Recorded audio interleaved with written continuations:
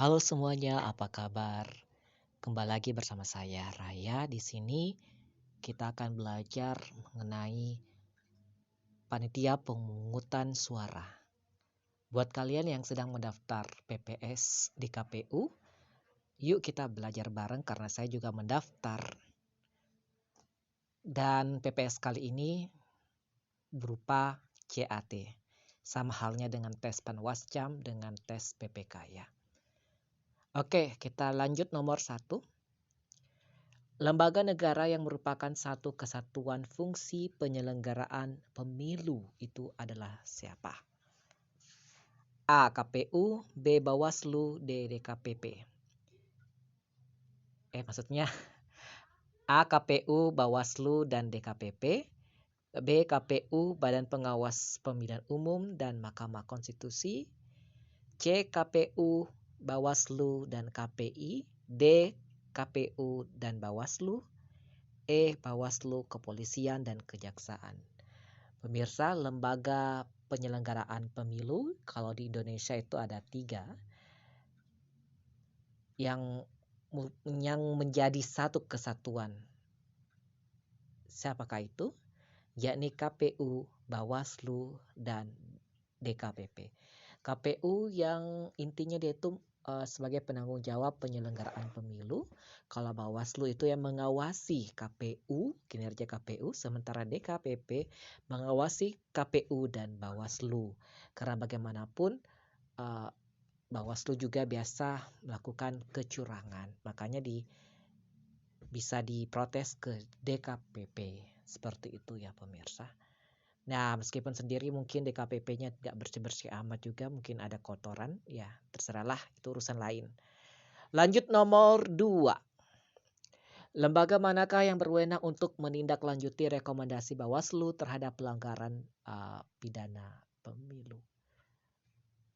Apakah Kepolisian Republik Indonesia sesuai tingkatannya? B. Kejaksaan Negeri. C. Pengadilan Negeri. D. Pengadilan Tinggi. Komisi Pemilihan Umum. Lembaga manakah yang berwenang untuk menindaklanjuti rekomendasi Bawaslu terhadap pelanggaran pidana pemilu? Nah, ini ceritanya Bawaslu menemukan sebuah pelanggaran pidana pemilu.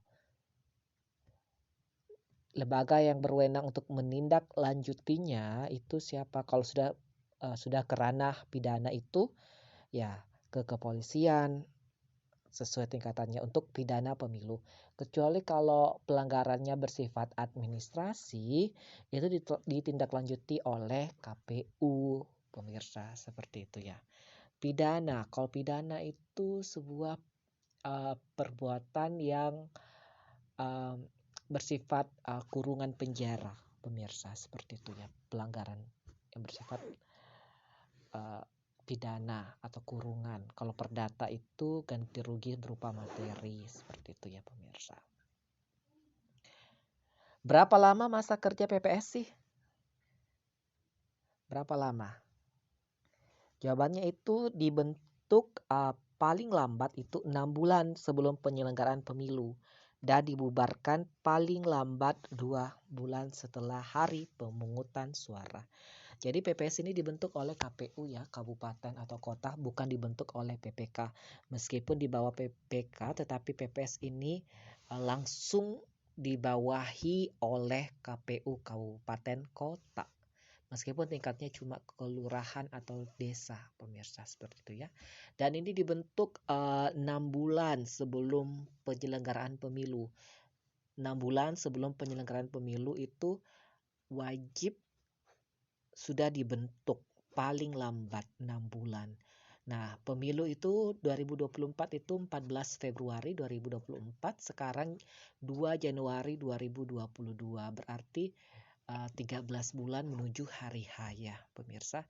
Dan paling lambat itu 6 bulan sebelum penyelenggaraan pemilu itu sudah harus terbentuk. Dan dibubarkan itu 2 bulan setelah pencoblosan. Jadi pencoblosan 14 Februari, 2 bulannya yaitu April dibubarkan. Tetapi karena pemilu 2024 itu Februari itu pemilihan umum untuk presiden, DPR, DPD, DPRD kota, kabupaten, provinsi. Tapi setelah itu beberapa bulan kemudian itu ada pemilihan gubernur sama pemilihan wali kota atau pemilihan bupati. Nah, di situ PPK bisa diperpanjang, PPS bisa diperpanjang, Panwascam bisa diperpanjang, pemirsa. Dan dibubarkan itu 2 bulan setelah pemilu atau pilkada selesai. Seperti itu ya, pemirsa. Lanjut nomor selanjutnya, menurut Undang-Undang Pemilu untuk memilih anggota DPR dan DPRD dilaksanakan dengan sistem proporsional terbuka. Pemirsa, untuk DPR dan DPRD itu sistemnya itu proporsional terbuka ya pemirsa. Sementara kalau DPD itu bersifat distrik berwakil banyak, pemirsa. Nah, sekarang ada dilemparkan isu bahwasanya akan diadakan proposal tertutup. Tetapi ini diprotes oleh para pakar politik karena tidak sesuai dengan asas demokrasi yang dilakukan oleh Indonesia selama ini, pemirsa, dan rawan banyak sekali kecurangan. Sedangkan proposal terbuka saja banyak sekali kecurangan, apalagi kalau proposal tertutup, nauzubillah, luar biasa pemirsa kecurangannya nanti. Next, pemeriksaan pengaduan dan atau laporan atas adanya pelanggaran kode etik yang dilakukan oleh anggota KPU. Nah, yang seperti yang soal 1 tadi yang saya jelaskan bahwa misalnya apabila KPU dan Bawaslu bermain melakukan kecurangan, maka bisa kita laporkan ke Dewan Kehormatan Penyelenggara Pemilu atau biasa disingkat DKPP, Dewan Kehormatan Penyelenggara Pemilu. Pemirsa, meskipun selama ini kalau saya lihat tidak terlalu signifikan kerjanya, tetapi itu sebuah hierarki atau sebuah kebijakan yang dilakukan oleh Indonesia saat ini. Next, berita acara hasil pemungutan suara itu wajib ditandatangani oleh siapa? Ini tadi saya salah, saya menjawabnya Ketua KPPS dan semua anggota KPPS. Sementara jawaban yang benar itu ternyata Ketua KPPS dan paling sedikit 2 anggota KPPS serta saksi peserta pemilihan yang hadir dan bersedia menandatangani. Dan KPPS itu kan ada 7 orang. Sudah termasuk ketua di dalamnya yang merangkap sebagai ketua dan anggota. Dan untuk berita acara hasil pemungutan suara itu ditandatangani oleh Ketua KPPS dan minimal 2 anggota KPPS serta ada saksi peserta pemilihan yang hadir dan bersedia menandatangani. Harus ditandatangani oleh saksi ya. Jadi tidak mesti 7 anggota KPPS yang menandatangani. Harus 3 saja bisa karena 2/3 itu sudah cukup ya.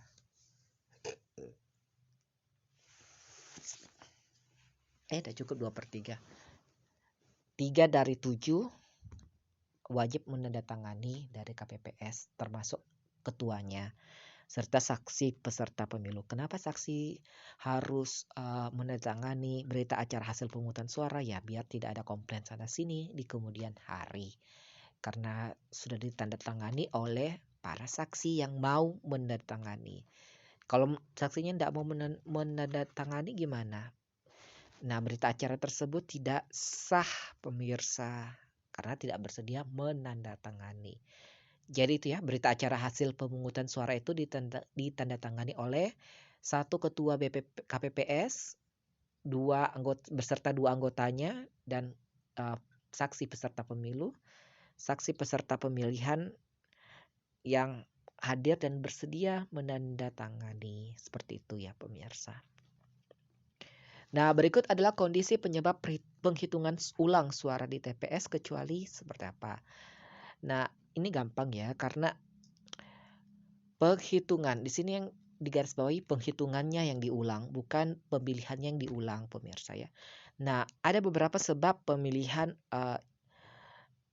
penghitungan ulang itu dilakukan karena biasanya itu ada penghitungan suara dicatat dengan tulisan yang kurang jelas.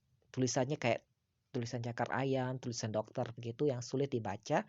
Makanya itu disebabkan penghitungan suara ulang. Tidak jelas tulisannya seperti apa. Yang kedua, penghitungan suara di tempat yang lain yang tidak ditentukan. Maksudnya tidak di TPS, tapi di tempat lain yang samar-samar yang tidak jelas di mana tempatnya. Yang ketiga itu penghitungan suara diulang itu karena penghitungan suara yang dilakukan di tempat yang kurang pencahayaan. Mungkin di warung remang-remang dia menghitung suaranya, jadi tidak jelas, tidak tidak terang benderang begitu pemirsa. Yang keempat, saksi calon PTPS masyarakat tidak dapat menyaksikan penghitungan suara dengan jelas. Tidak ada saksi atau saksinya beserta masyarakat itu tidak dapat menyaksikan perhitungan suara dengan jelas. Terlalu jauh mungkin tempatnya gitu kan. Maksudnya saksinya ditempatkan di ruangan yang agak jauh jadi nggak jelas melihat langsung begitu pemirsa. Jadi kalau yang salahnya itu penghitungan suara dilakukan di tempat terbuka karena memang penghitungan suara itu wajib dilakukan di tempat terbuka yang pencahayaannya bagus seperti itu ya pemirsa.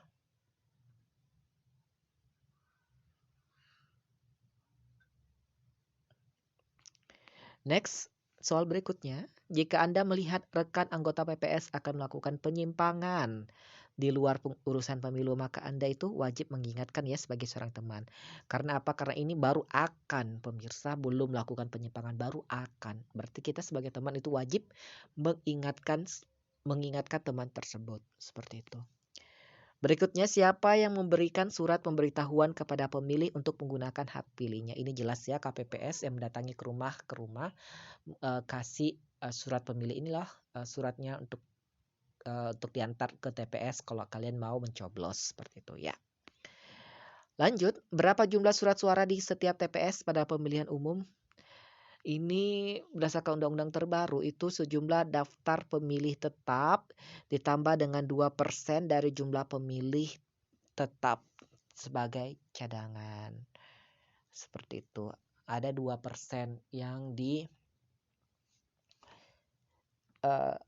sebagai cadangan. Misalnya kalau kertasnya robek atau apa dan bisa juga untuk mendongkrak suara yang ya you know lah ya, banyak kecurangan gitu di TPS dilakukan oleh KPPS, TPS dan PPK, bisa 2%-nya itu lumayan loh ya.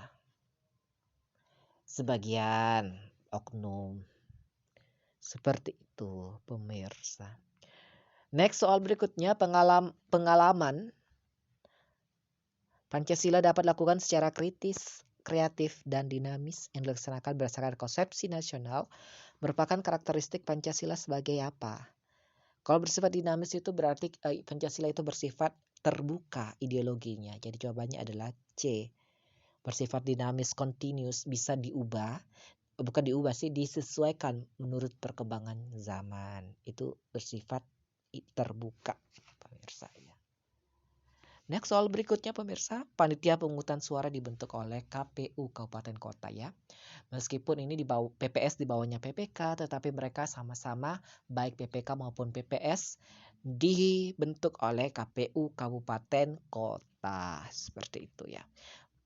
Kalau suara saya kecepatan mungkin bisa speednya bisa dikurangi menjadi 0,5 ya atau 0,75 seperti itu. Next, soal berikutnya. Pernyataan berikut yang paling tepat adalah untuk dapat menggunakan hak memilih warga negara Indonesia harus terdaftar sebagai pemilih untuk menggunakan hak memilih. Meskipun terkadang bisa digunakan meskipun tidak terdaftar, tetapi kita harus membawa KTP elektronik kita yang sesuai dengan domisili TPS-nya. Seperti itu ya. Next, berikutnya, seorang pemimpin harus mampu membangkitkan semangat bersuakarsa dan berkreasi terhadap orang-orang yang dipimpinnya. Cluenya itu swakarsa, berarti karso, ingmat dia mangun karso, harus membangkitkan semangat bersuakarsa. Jadi karso, mangun karso dalam bahasa Jawanya ya. Yang tidak termasuk prinsip penyelenggara pemilu itu adalah idealis. Karena prinsip pemilu ada di Undang-Undang Nomor 7 Tahun 2017, diantaranya adalah mandiri, profesional, transparan, efektivitas, dan masih ada yang lainnya. Seperti itu. Bisa dibuka di prinsip-prinsip Pancasila yang di Undang-Undang Nomor 7 Tahun 2017. Seperti itu ya.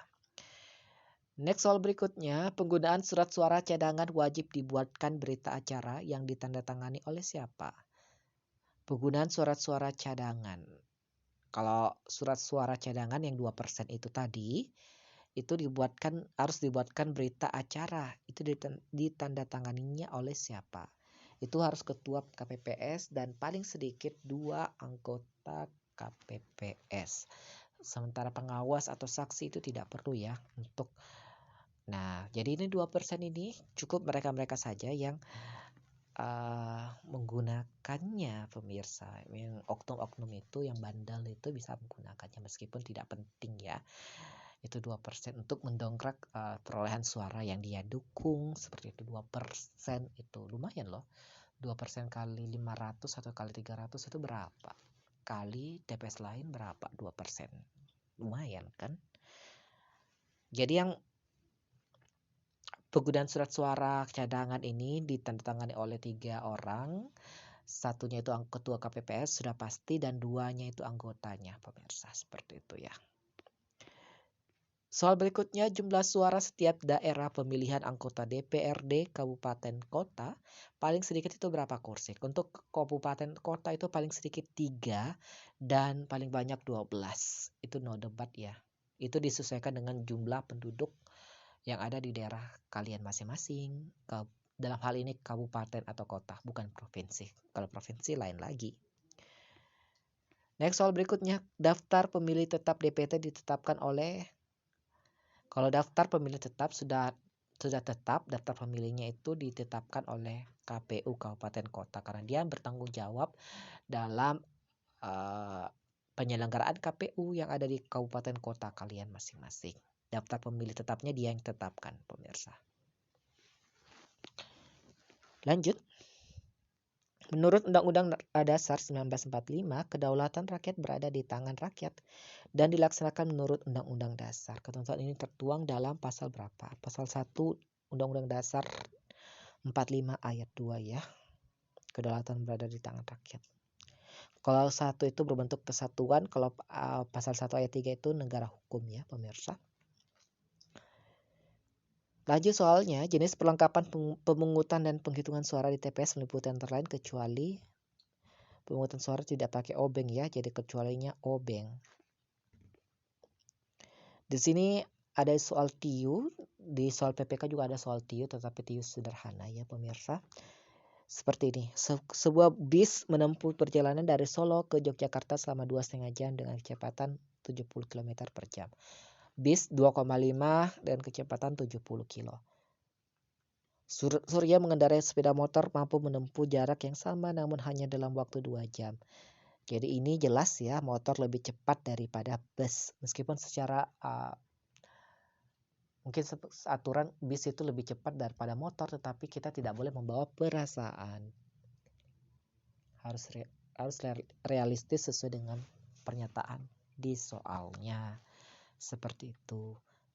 Jadi jawabannya A, motor lebih cepat daripada bis menurut pernyataan 1 dan 2. Lanjut guys. Perilaku di bawah ini yang sesuai dengan pengamalan sila kedua adalah apa? Ini agak membingungkan ya, agak salah ya. Karena suka memberikan pertolongan juga itu sila kedua, pemirsa. Nah, berani membela kebenaran juga ada di sila kedua. Jadi saya tadi agak bingung pemirsa yang memilihnya yang mana. Pemirsa. Dan kalau di sini jawabannya berani membela kebenaran dan keadilan. Karena memberikan pertolongan juga itu ada di sila ke-5. Tapi sila ke-5 itu bersifat lebih umum sampai dia orang tersebut bersifat yang dibantu, orang kita bantu itu sampai mandiri, itu di sila ke-5 seperti itu. Nah, di opsinya tidak jelas, pemirsa. Apakah sampai mandiri atau cuma menolong begitu saja? Seperti itu ya. Jadi Kalau di sini jawabannya berani membela kebenaran dan keadilan. KPPS jumlahnya 7 orang ya. Ini no debat ya.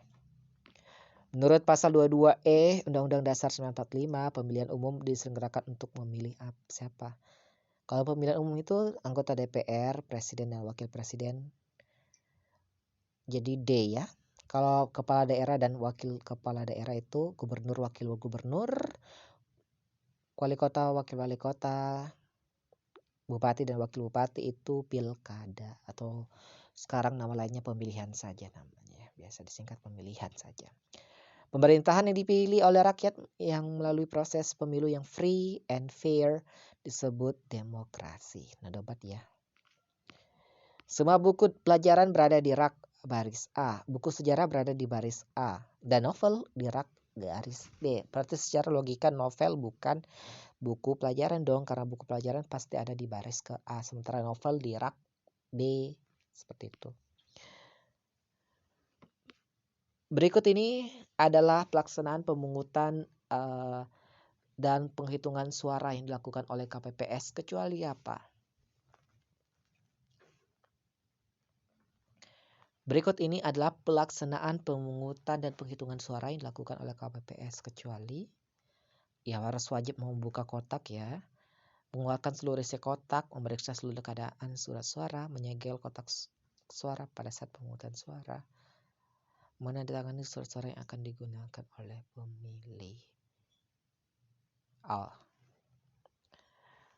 Sebelum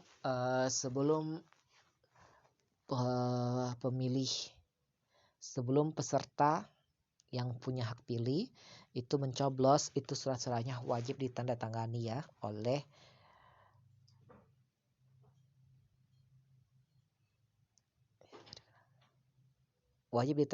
KPPS. KPPS wajib menandatangani sebelum pemilihan suara. Jadi jawabannya adalah menyegel kotak suara pada saat pemungutan suara.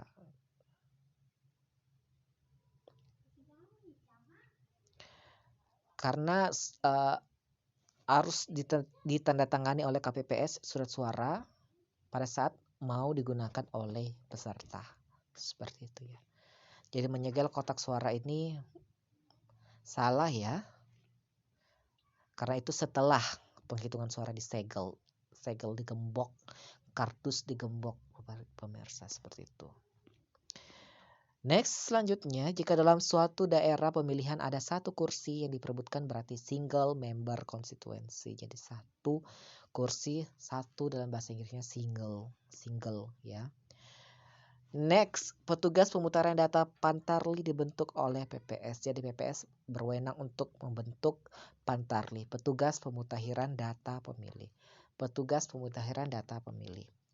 Asas pemilihan umum menurut pasal 22E adalah sebagai berikut kecuali terbuka. Asasnya dan prinsip itu beda ya. Kalau asas pemilihan umum itu jurdil, luber jurdil. Next, kampanye pemilihan umum. Kampanye pemilihan umum untuk pasangan calon presiden wakil presiden dilaksanakan setelah penetapan calon peserta pemilihan, yakni 15 hari, pemirsa. Jadi calon presiden dan wakil presiden itu bisa berkampanye setelah 15 hari, pemirsa, setelah ditetapkan sebagai calon, pemirsa.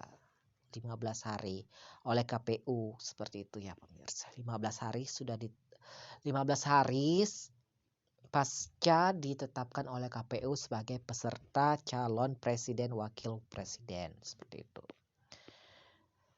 Pemirsa, surat suara untuk calon anggota DPR, DPRD provinsi dan DPRD kabupaten kota harus memuat apa?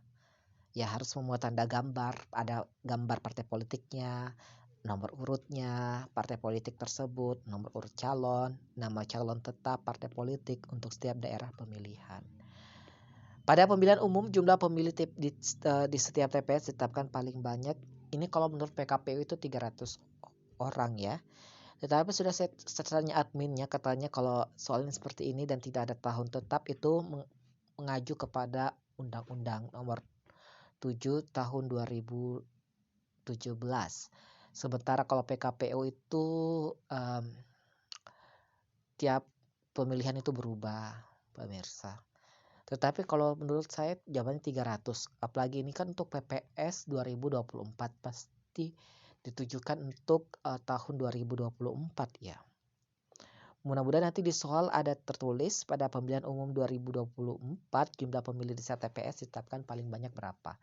Mungkin mudah-mudahan nanti soalnya jelas ya, pemilu 2024 jumlah TPS di setiap TPS ditetapkan berapa paling banyaknya, seperti itu. Kalau gitu jawabannya 300. PPS wajib menyerahkan surat suara pasangan calon bupati dan wakil bupati, wali kota dan wakil wali kota dari TPS dalam kotak tersegel kepada PPK paling lama 3 hari. Jadi kalau KPPS ke PPPS itu 1 hari, sementara kalau PPS ke PPK itu paling lambat 3 hari.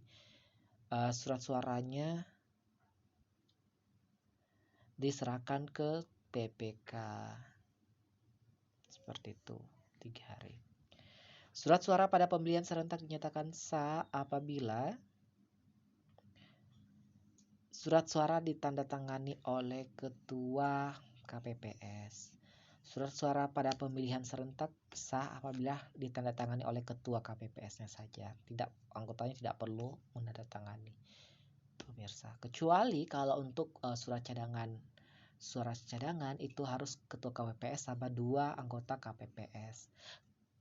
Dan kalau berita acara setelah pemungutan suara itu wajib ditandatangani selain ketua KPPS, 2 anggota KPPS juga saksi peserta pemilu yang hadir dan bersedia mendatanganinya, pemirsa. Itu kalau berita acara ya. Yang ditanyakan di sini surat suara pada pemilihan serentak dinyatakan sah apabila apa gitu ya. KPPS wajib menyerahkan kotak suara tersegel yang berisi surat suara, berita acara pemungutan suara serta sertifikat hasil pemungutan dalam waktu. Nah, kalau KPPS ke PPPS itu 1 hari yang sama dengan hari pemungutan suara. KPPS wajib menyerahkan kotak suara tersegel yang berisi surat suara, berita acara pemungutan suara itu 1 hari ya. Kalau KPPS ke PPS. KPPS ke PPS 1 hari, sementara kalau PPS ke PPK itu 3 hari, pemirsa. DPS hasil perbaikan diumumkan oleh PPS selama berapa hari? 7 hari ya. Daftar pemilih sementara hasil perbaikan diumumkan oleh PPS selama 7 hari. Dalam melaksanakan tugasnya, Ketua KPU Provinsi, dan Ketua KPU Kabupaten Kota bertanggung jawab kepada rapat pleno. Begitupun ke Bawaslu harus bertanggung jawab kepada rapat pleno, pemirsa. Pemutaran data pemilih dilaksanakan KPU Kabupaten Kota dan dibantu oleh Bantarli, PPK, dan PPS.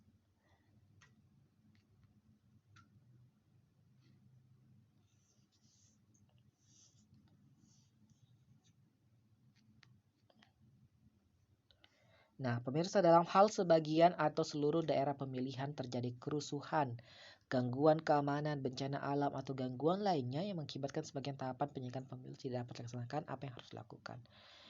Itu harus ada pemilu lanjutan. Pemilu lanjutan. Tahapan penyelenggaraan pemilu tidak bisa berarti ada pemilu lanjutan. Bukan susulan ya, tetapi lanjutan.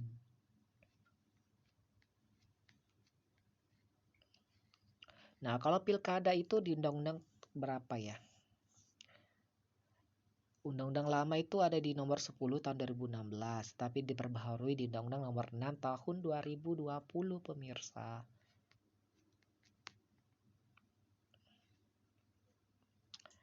Ya, mungkin itu saja guys pembelajaran kita hari ini, supaya kalian bisa fokus dan bisa mempelajari di tempat lain juga, pemirsa. Mari kita sama-sama.